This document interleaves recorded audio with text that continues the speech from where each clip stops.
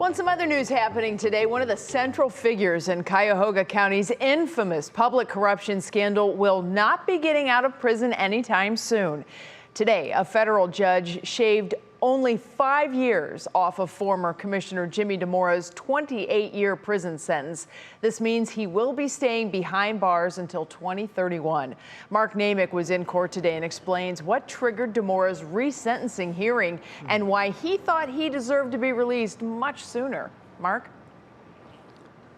Good afternoon, Betsy. Jimmy Dimora, who will turn 67 in 2 weeks, was once the king of the Democratic Party and county politics. He and ally Frank Russo were convicted of corruption, taking bribes and other gifts for jobs and contracts. And in 2012, Jimmy Dimora was sentenced to 28 years, as you pointed out.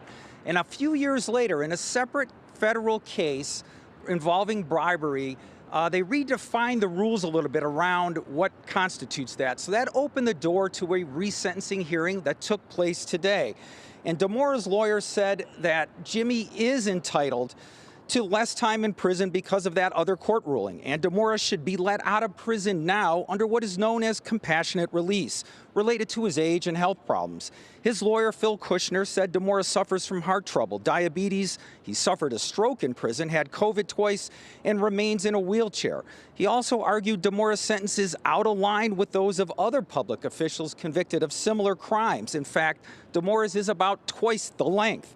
Now, siding with federal prosecutors, Judge Sarah Leoy said Dimora's health conditions are unremarkable and don't pose any extraordinary burden on him or the court, and she expected those medical issues when she sentenced him 10 years ago.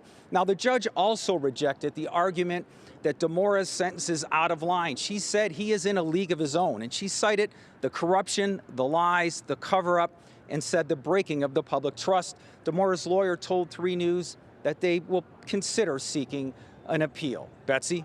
All right, Mark, we'll keep an eye on things, certainly. Thanks so much.